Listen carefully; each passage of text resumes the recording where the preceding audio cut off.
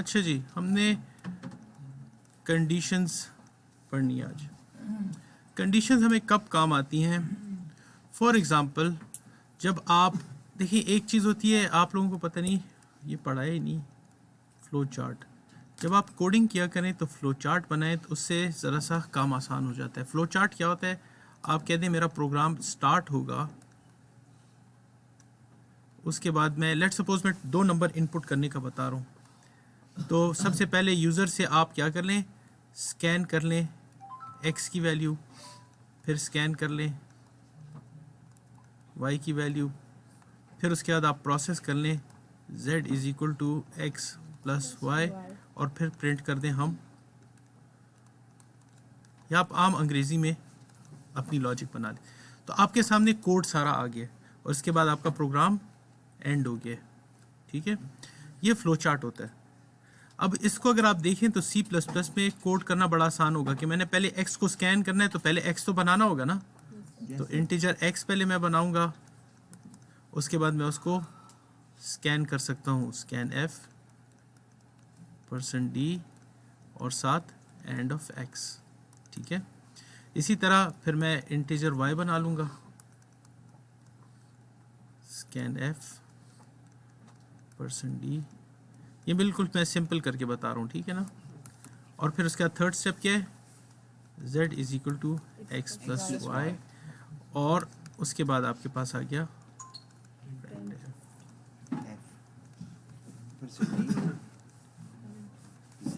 ठीक है। तो ये फ्लो चार्ट जो है, ये आपके पास बिल्कुल ऐसा होता है जैसे आपने घर बनाना है, तो घर से पहले आपने नक्शा कर लिया है। इस या लोग फ्लो चार्ट यूज़ करते हैं, या लोग लिखते हैं, नाम सुना होगा एल्गोरिथम। एल्गोरिथम क्या होता है कि input x, input y, z is equal to X plus Y, ठीक है, आउटपुट z। तो ये मेरी लॉजिक बन गई है। इस लॉजिक को मैं किसी भी प्रोग्रामिंग लैंग्वेज में कन्वर्ट कर सकता हूँ, ठीक है ना। मैंने आपको बताया था ना, सोल्यूशन प्रोवाइडर बने, जो आपको एरर आए उसका सोल्यूशन निकालना सीखे। अब ये मैंने यहाँ पे सोल्यूशन निकाल लिया। अब आप मुझे कोई भी लैंग्वेज कहें, जावा कहते हैं, सी कहते हैं, PHP कहते हैं, जावास्क्रिप्ट कहते हैं, हर लैंग्वेज में आपको मैं इसका कोड बना दूंगा। तो फ्लो चार्ट ज़रा से यूट्यूब पे जाके देखें फ्लो चार्ट्स कैसे बनते हैं, और अपने लिए फ्लो चार्ट बनाने की प्रैक्टिस करें। उससे ये कि आपकी ज़रा लॉजिक पॉलिश होगी। या आम इंग्लिश में अपने लिए स्टेप्स लिखें। अब अगर मैं ये कंडीशंस को हम समझना चाह रहे हैं, तो मैं कंडीशंस समझाने के लिए आपको ये फ्लो चार्ट का कॉन्सेप्ट दिए कि अगर आपका एक प्रोग्राम स्टार्ट होता है और हम प्रोग्राम देखना चाह रहे हैं कि इसमें x बड़ा है या y, 2 नंबर्स हैं हमारे पास, तो हम कहते हैं यहाँ पे कि पहले इनपुट कर लो क्या, x, ठीक है, फिर आप इनपुट कर लो y। ये ज़रूरी नहीं है कि आप फ्लो चार्ट के एग्जैक्ट शेप्स बनाएं, इसमें प्रोसेस की अपनी होती है, इनपुट की होती है, सिर्फ अपने लिए एक मैप सा बनाएं। अब मैंने चेक करना है कि x और y में से कौन सा बड़ा है। तो मुझे पता है एक स्टेटमेंट है, x is greater than y। इसको हम इस तरह से लिखते हैं कंडीशन को, क्योंकि इस कंडीशन के आगे ये हमारा प्रोग्राम इस तरह नीचे आ रहा है। इसके बाद 2 रास्ते होंगे, या x y से बड़ा होगा तो ये ट्रू हो जाएगा, या बड़ा नहीं होगा। इसका मतलब है कि इस कंडीशन की बेस पे या मेरे पास ये वाली स्टेटमेंट चलेगी या ये वाली चलेगी। इसमें वो कह देगा, आउटपुट कर देगा, आउट कर दें आप कि x इज़ ग्रेटर, और इसमें कह देंगे y इज़, ठीक है। लाइट चली गई। आप क्या करें, हाँ लाइट चली गई। चली गई। क्लिक, उसको क्लिक करें। मेरे ख्याल से वो जनरेटर में उन्होंने हटाया।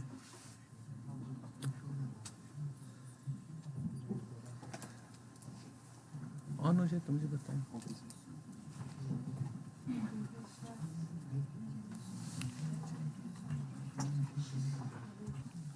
कि हमारे पास इनपुट पहले x करो, नंबर 2 इनपुट y करो, फिर नंबर 3 पे हम चेक करते हैं कि क्या x y से बड़ा है या नहीं है। अब यहाँ पे मुझे 2 चीज़ें लिखनी है। एक अगर ट्रू है तो फिर क्या काम हो, और अगर फॉल्स है तो क्या काम हो। और ये सारा डिपेंड कर रहा है किस पे, इस कंडीशन पे। तो इस कंडीशन के लिए हम जो वर्ड लिखते हैं वो लिखते हैं हम इफ। अगर ये ठीक है तो आप ये काम करो, वरना इसको स्किप कर दो, और एल्स ये काम करो। जैसे हम कहते हैं ना, अगर ये बात ठीक है तो आप ये करो, वरना जरूरी नहीं है कि इफ के साथ एल्स हो भी। अगर हम सिचुएशन देखेंगे जिसमें खाली इफ मैं लगा के आपको बताऊंगा। अब इसको अगर मैं कोड करूं तो पहले मेरे पास x और y होना चाहिए, इंटीजर x और y, ये दो वेरिएबल मैंने डिक्लेयर कर लिए। बेहतर ये कि मैं यूज़र को कहूं कि इंटर अ नंबर, लेकिन फ़िलहाल मैं कोड को कम से कम लाइनों में लिख रहा हूं ताकि हम इस लॉजिक को करें। तो पहली लाइन क्या है, इनपुट x, तो मैं यहाँ पे करूँगा scanf %d एंड ऑफ। इस लाइन की समझ आ रही है? फिर दूसरी लाइन में हम कर लेंगे scanf %d, ठीक है। उसके बाद हम क्या करते हैं, हम कहते हैं if x is greater then y, print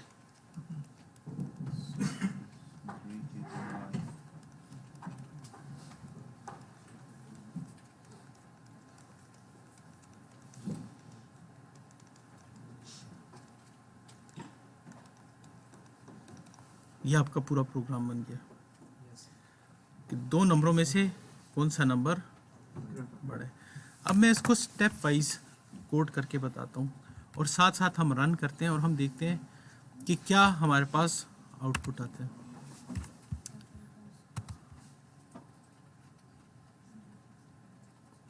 क्या बात है,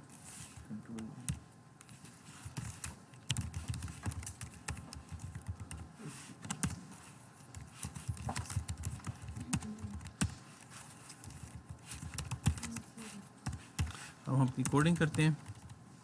सबसे पहले मेरे पास आएगा इंटीजर x और y, ठीक है। स्टेप वाइज मैं कंपाइल कर रहा हूँ, देखते जाएं कोई एरर आ रहा है नहीं। इसको हम दे देते हैं क्रिएटर का नाम, कोई एरर नहीं आ रहा। अच्छा, अब हम जाते हैं आगे। मैं लिखता हूँ scanf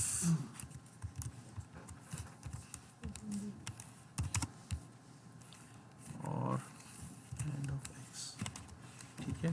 सर एंड एक्स का फंक्शन क्या था सर? हाँ, जब लेक्चर नहीं देखोगे तो ये होगा। एंड एक्स का फंक्शन क्या था, कौन बताएगा? एंड जब हम लिखते हैं क्या होता है, डबल एंड। तो मतलब आप लोगों ने लेक्चर्स देखे ही नहीं।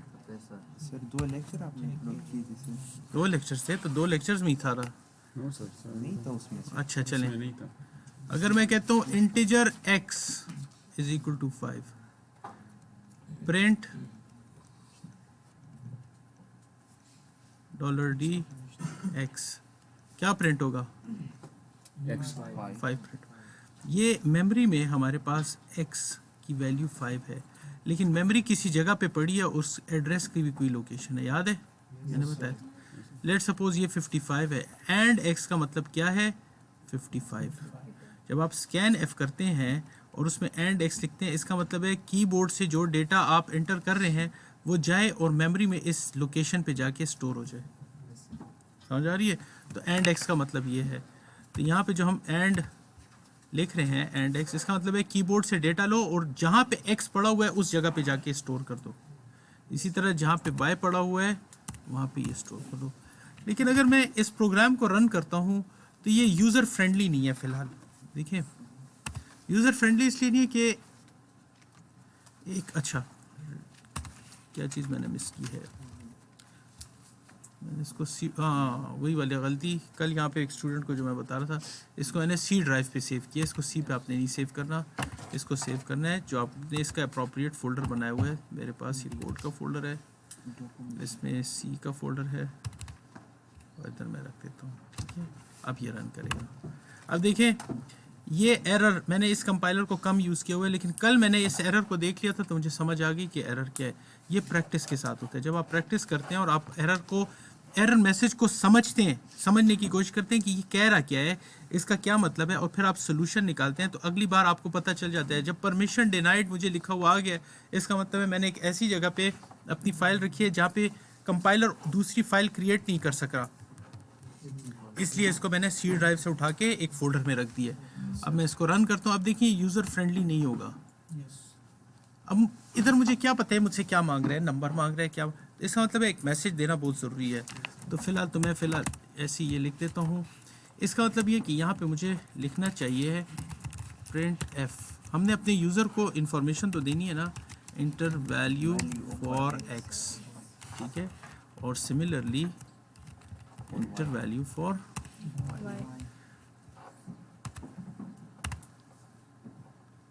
एक्स की वैल्यू मैंने दे दी, वाई की वैल्यू दे दी। अब हमने इनको कंपेयर करना है। कंपेयर हम कैसे करेंगे? If X is greater than Y, ठीक है, print F X is greater. मैं फिलहाल इतना ही लिखता हूँ। अभी हम रन करते हैं, देखते हैं क्या होता है। मैंने x की वैल्यू दे दी 1 और y की वैल्यू दे दी 0, तो x इज ग्रेटर। दोबारा मैं रन करता हूँ। अब x की वैल्यू मैंने 9 दे दिया और y की वैल्यू 10। कुछ प्रिंट हुआ? इसका मतलब ये है कि अगर ये कंडीशन ट्रू होगी ये चीज़ रन करेगी, अगर ये फॉल्स है तो ये रन नहीं करेगी। ये सिंपल इफ है। अब आप कहते हैं अगर ये फॉल्स हो तो कुछ और रन हो, उस सूरत में आप क्या कहेंगे? Else print F Y is greater. अच्छा, अब हम इसको रन करते हैं। सेमीकोलन।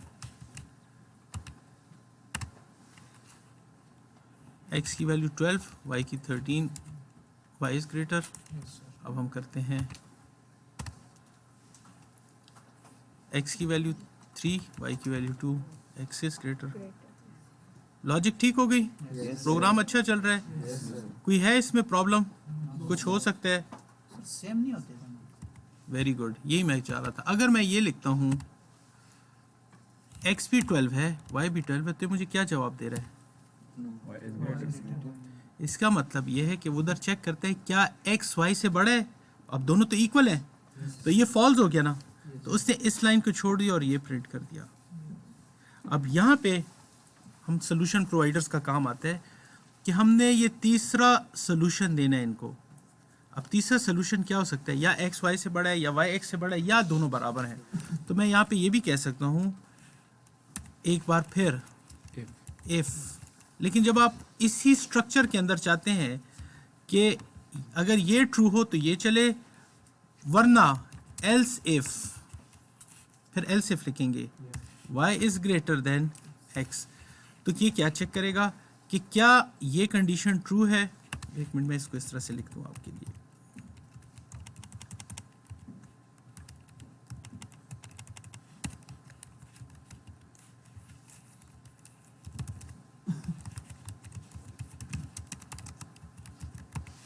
अब होगा क्या? वो पहले चेक करेगा क्या x y से बड़ा है, दोनों की वैल्यू सेम थी, तो ये फॉल्स हो गया। फिर ये आके चेक करेगा क्या y x से बड़ा है, तो ये भी गलत हो गया, ये भी गलत हो गया। तो जब दोनों गलत हो गए तो आखिर में ये चल जाएगा। अगर ये ट्रू हो गया तो ये दोनों स्किप हो जाएंगे, आगे चला जाएगा। अगर ये ट्रू हुआ तो ये पहला और दूसरा स्किप हो जाएंगे। समझ आ रही है? तो इसको अब रन करते हैं, तीनों कंडीशंस देख लेते हैं। पहले हम x को छोटा कर लेते हैं, y इज ग्रेटर, ठीक बता रहे। अब हम रन करते हैं, x को बड़ा, y को छोटा, ठीक है ना। और अब दोनों को इक्वल कर लेते हैं। तो यहाँ पे इस चीज़ को याद रहे कि आपके पास इफ़ कंडीशनल स्टेटमेंट है, इसके अंदर जो कुछ भी आप लिखेंगे ऐसी चीज़ लिखेंगे जिसका जवाब या ट्रू हो या फॉल्स हो। इसके ट्रू होने पे इसके बाद जो आपने कुछ लिखा है वो रन करेगा, उसके बाद वाली एक लाइन। अगर आप चाहते हैं इसके अलावा मेरे पास मल्टीपल कंडीशन है, फॉर एग्जांपल मैं कहता हूँ कि स्टूडेंट का जीपीए, ठीक है, या हम कहते हैं कि अगर स्टूडेंट के मार्क्स लेट सपोज 50 से ऊपर है तो वो पास है, कम है तो फेल है। तो ये तो मेरे पास दो ही कंडीशन हुई ना। दो कंडीशन में तो मैं कह सकता हूँ ना कि if marks are greater than 50 तो यहाँ पे प्रिंट कर दो पास, वरना यहाँ पे कर दो फेल। तो आप ऐसा प्रोग्राम बना सकते हैं कि स्टूडेंट के मार्क्स कीबोर्ड से इनपुट कराएं और वो आपको पास या फेल कर दे। कर सकते हैं? Yes sir. लैपटॉप्स लाए हुए हैं ना? Yes sir. अभी ये इस क्लास ख़त्म होगी पहली वाली, तो आप लोगों ने प्रैक्टिस करनी है इसकी, मुझे अभी यहाँ प्रोग्राम बना के देने। अच्छा, अब अगर मैं आपको कहता हूँ, इसमें बाज़ औक़ात ये होते हैं कि आपके पास मल्टीपल कंडीशन होती है। जैसे हमने कहा था कि ये x is greater than y है, ठीक है, ये मैं बाद में समझाता हूँ इसका क्या मतलब है। अब मेरे पास दूसरी कंडीशन भी आ गई कि y x से बड़ा हो सकता है, क्योंकि टोटल मेरे पास 3 सिचुएशन है। तो अगर आपके पास मल्टीपल कंडीशंस हैं तो आप फिर यहाँ पे इस तरह से लिखते हैं एल्स इफ, ठीक है। इसके बाद भी कोई कंडीशन है तो आप फिर कर दें एल्स इफ, इसके बाद भी कोई कंडीशन है तो आप कर दें एल्स इफ, और जब सारी कंडीशन ख़त्म हो जाए आप कहते हैं अगर ये सारा कुछ ट्रू ना हो तो आखिर में एल्स ये चले। तो ये चेक करेगा, अगर ये ट्रू है तो इसको रन करके आगे चला जाएगा, अगर ये ट्रू नहीं है तो फिर इसको चेक करेगा, इसमें जो सा ट्रू होगा उसके बाद वाली स्टेटमेंट को रन करेगा। अब यहाँ टेक्निकल चीज़ ये कि हम इफ़ के बाद जो चीज़ लिखते हैं अगर ये ट्रू है तो वो वाली लाइन रन करेगी। व्हाट इफ़ मेरे पास एक से ज़्यादा लाइंस होती तो क्या होगा? अगर मेरे पास इफ़ के बाद एक से ज़्यादा लाइनें हो, फॉर एग्ज़ाम्पल मैं चाहता हूँ कि अगर ये कंडीशन ट्रू हो तो ये मुझे ये भी लिख के दे कि x इज़ ग्रेटर, और ये भी लिख दे कि योर प्रोग्राम वाज गुड। तो मैं दूसरी लाइन में लिखता हूँ, ये हम कह देते हैं थैंक यू। चलो ठीक है, इन सब में दूसरी लाइन क्या होगी? थैंक यू की। इसमें हम कह देते हैं कुछ और लिख देते हैं, हाँ चलिए सॉरी, और इसमें हम कह देते हैं रिजल्ट्स पर बनाएं। हाँ रिजल्ट्स पर स्टूडेंट के रिजल्ट्स हैं बनाते हैं उस पर, ठीक है। अब जब मैं प्रोग्राम रन करता हूँ तो क्या होता है, देखिए एरर आ गया। क्यों एरर आया? क्योंकि इसने अगर ये कंडीशन जब ट्रू हुई है तो इसके फ़ौरन बाद ये वाली लाइन होनी चाहिए, ये कंडीशन ट्रू है इसके बाद ये लाइन होनी चाहिए। जब इसने देखा है इसके बाद कुछ नहीं है तो इसका ख्याल ये था कि इफ़ ख़त्म हो गया। अब इसके बाद यहाँ पे खाली इफ़ होना चाहिए था दूसरा, कि मैं कोई और कंडीशन चेक करूँ। ये इस स्ट्रक्चर का ऐसा नहीं है, ये एक इफ़ है, ये दूसरा कोई और इफ़ है, ये तीसरा इफ़ है, या लहदा चीज़ें में। तो जब आपने मल्टीपल चीज़ें डालनी होती हैं तो आप फिर क्या करते हैं, इनको इस ब्रैकेट के अंदर डालते हैं, ठीक है। स्टार्ट आपने इस ब्रैकेट पे किया और एंड इस ब्रैकेट पे कर लिया। इसका मतलब है कि इफ़ के अंदर ये दोनों चीज़ें इंक्लूडेड हैं। जब ये ट्रू होगा तो इस ब्रैकेट के अंदर जितनी भी लाइनें 2 हैं, 3 हैं, 4 हैं, 100 है, वो तब रन करेंगी। इसी तरह इस केस में भी होगा, ठीक है।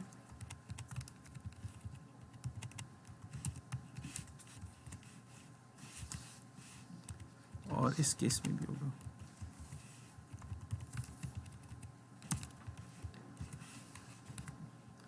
अब आप गौर से देखें तो जो मैं आपको कहता ना कोडिंग का स्टाइल होना चाहिए, यहाँ पे हमारे पास है।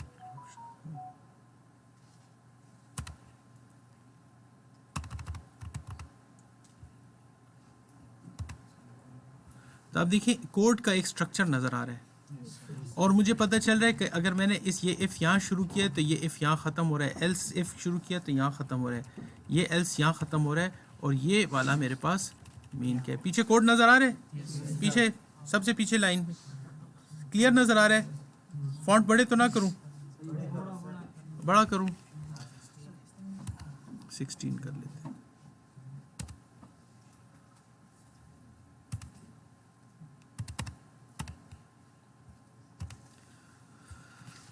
तो ये मेरा प्रोग्राम जो है ये अब दो स्टेटमेंट्स को आराम से चला सकता है। कोई एरर नहीं है, ठीक है। उसने साथ सॉरी भी प्रिंट कर दिए। Y greater. हाँ वाई बड़ा है ना इसलिए। तो इफ़ की समझ आई।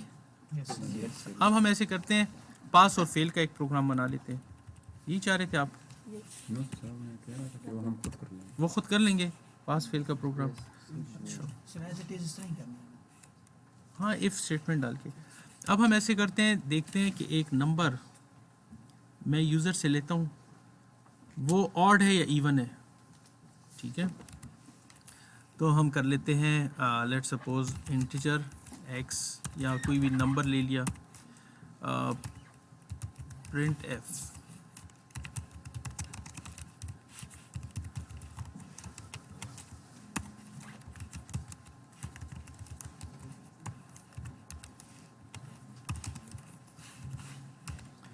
यहाँ तक तो हो गया। अब ऑड एंड इवन कैसे हमें पता चलेगा, लॉजिक बताएं। इवन नंबर कौन से होते हैं, ऑड नंबर्स कौन से होते हैं? क्या खासियत है इसकी? पैटर्न आपने देखना है, क्या डिविजिबल होते हैं? कंप्लीट और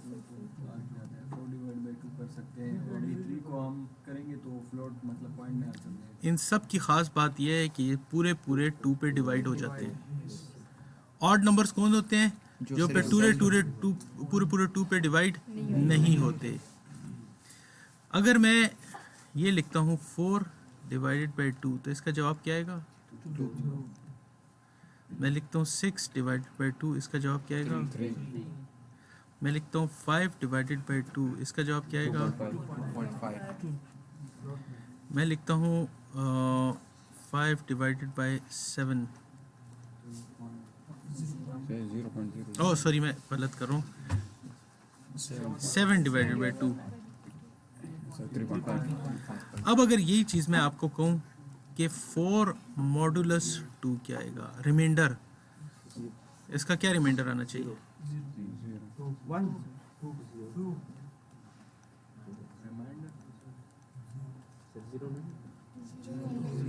ये रिमाइंडर होता है। इसका रिमाइंडर क्या रहे? इसका रिमाइंडर क्या रहे? 0। इसका रिमाइंडर क्या रहे? 1 आ रहा है ना, 2 2 और 4 और 1 रह गया। इसका रिमाइंडर क्या रहे? 1। इसका मतलब ये है कि ऑड नंबर जो हैं उनके अंदर इसका रिमाइंडर 1 आ रहा है। अगर मेरे पास एक x नंबर है, इसको मैं 2 से डिवाइड करूँगा, तो अगर इसका रिमाइंडर 0 आ रहा है, इसका मतलब है ये इवन है, और अगर इसका रिमाइंडर 1 आ रहा है तो ये लॉजिक की समझ आई? Yes sir. अब अगर मैं यहाँ पे कोड में लिखूँ कि z is integer z is equal to, बल्कि हम हाँ चलें x मॉडुलस 2, तो z के अंदर वो वैल्यू आ जाएगी।